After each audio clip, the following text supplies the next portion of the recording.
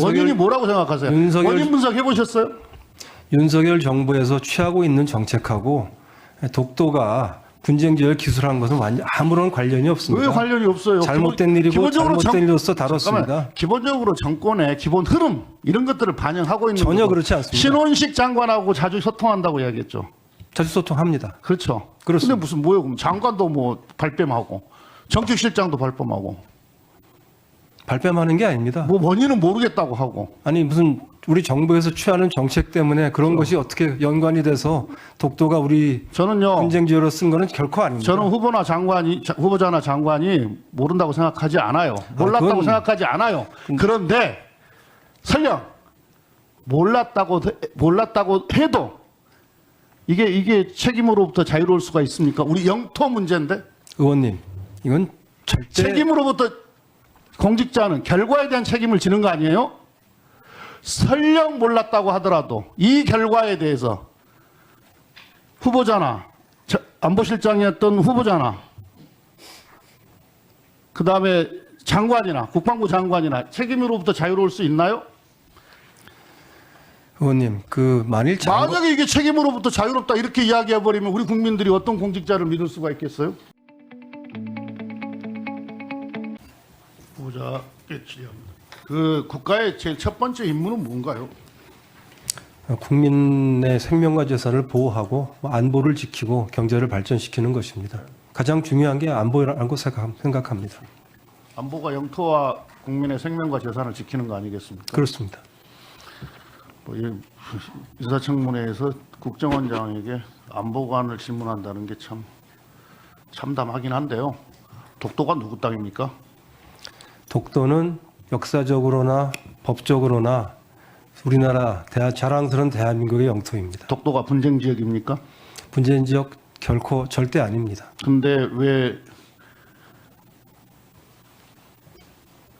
장병 정신전력교육 기본교재에다가 독도는 분쟁 지역으로 표기를 했습니까? 잘못된 일입니다. 이 잘못됐는데 이 회의를 보도에 따르면 안보실장 주재로 개최를 했다. 한 차례 제가 회의를 했습니다. 후속 회의나 업무 협조도 있었을 거로 생각합니다. 그리고 기본교재 개정 방향에 대해 논의하는 회의를 했죠. 개정 방향에 대한 의견 교환이 있었습니다. 예. 지금까지 독도가 분쟁 지역이라는 표기를 한 적이 없거든요. 그러면 이게 뭐 진보 정권이든 보수 정권 어느 정권이든 그렇게 됐었습니다. 근데 이번에 분쟁 지역이라는 표현을 처음 등장을 해요. 뭔가 관련된 논의가 있었으니까 이게 등장을 하지. 한 번도 그런 적이 없었는데 느닷없이 이게 이번에 등장을 합니까? 김태년 의원님, 결코 그런 논의가 있을 수도 없고 전혀 없었습니다. 그리고 그럼 원인이 뭐라고 생각하세요? 왜 이런 뭐 그런 논의가 없었는데 느닷없이 이번 정부 들어서서 윤석열 정부 들어서서 이거 정신전력교육 기본교재에 독도가 분쟁 지역이라는 표현이 왜 들어옵니까? 원인이 뭐라고 생각하세요? 원인 분석 해보셨어요? 윤석열 정부에서 취하고 있는 정책하고 독도가 분쟁 지역을 기술한 것은 완전 아무런 관련이 없습니다. 왜 관련이 없어요? 잘못된 일이고 잘못된 일로서 다뤘습니다. 잠깐만, 기본적으로 정권의 기본 흐름 이런 것들을 반영하고 있는 전혀 거고. 그렇지 않습니다. 신원식 장관하고 자주 소통한다고 이야기했죠. 자주 소통합니다. 그렇죠. 그렇습니다. 근데 무슨 뭐예요? 그럼 장관도 뭐 발뺌하고 정책실장도 발뺌하고 발뺌하는 게 아닙니다. 뭐 원인은 모르겠다고 하고. 아니 무슨 우리 정부에서 취하는 정책 때문에 그런 것이 어떻게 연관이 돼서 독도가 우리 저는요. 분쟁 지역으로 쓴 거는 결코 아닙니다. 저는 후보자나 장관이 모른다고 생각하지 않아요. 몰랐다고 생각하지 않아요.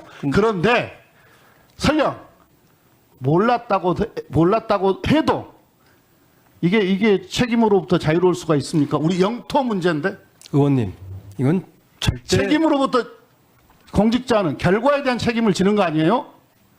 설령 몰랐다고 하더라도 이 결과에 대해서 후보자나 안보실장이었던 후보자나 그다음에 장관이나 국방부 장관이나 책임으로부터 자유로울 수 있나요? 의원님, 만약에 이게 책임으로부터 자유롭다 이렇게 이야기해버리면 우리 국민들이 어떤 공직자를 믿을 수가 있겠어요? 하여튼 윤석열 정부의 독도에 대한 입장은 확고합니다. 한 번도 변한 적이 없습니다. 이게 아까 뭐 다른 의원님들도 질의를 하시던데 윤석열 정부 들어서서 이 강제동원 피해자 문제, 후쿠시마 오염수 방류 옹호하는 문제 이런 등등 어떻게 보면 일본의 굴종적인 외교, 설령 후보자가 몰랐다고 하더라도 이런 분위기가 이번 사태를 불러왔다. 이렇게 동의하지 생각을 않습니다. 합니다. 후보자만 동의 안 해요. 온 국민이 다 그렇게 저는 동의를 하고 동의하지 있어요. 않습니다. 그래서 후보자가 과연 국정원장 자격을 갖고 있나 이런 의심을 하게 되는 겁니다. 이번 윤석열 정부 들어서서 국정원의 인사파동이 아주 많아요. 1차, 2차, 3차. 2022년 10월에 임명 4개월 만에 기획조정실장이 물러났어요. 이게 1차 인사파동이죠. 그리고 그 전에 1급 부서장 27명 전원해고, 2, 3급 100여 명 무보직 대기 발령 조치. 뭐 이게 원인이었다라는 보도도 있는데 저는 말 길이 없고요. 자, 질문합니다. 정권이 바뀌었다고 특별한 사유도 없이 간부 전원을 해고하거나 대기 발령했다. 이런 인사정책이 합리적이었다고 생각하십니까? 그때는 제가 서울에 있을 때가 아닙니다만 이유가 있으니까 그런 조치를 했을 거라고 생각합니다. 그럼 만약에 이렇게 고위 간부들을 다 일괄 물갈이를 해버리면 정보 업무의 연속선은 어디서 확보를 합니까? 그 다음에 안보 공백이 발생할 텐데 이 염려는 어떻게 불식시킵니까? 그리고 국정원 직원들이 눈치 안 보고 소신껏 국가를 위해서 소신껏 일할 수 있겠습니까? 이런 분위기에서 이건 누가 보더라도 합리적이지 않은 인사 조치죠. 더구나 정보기관에서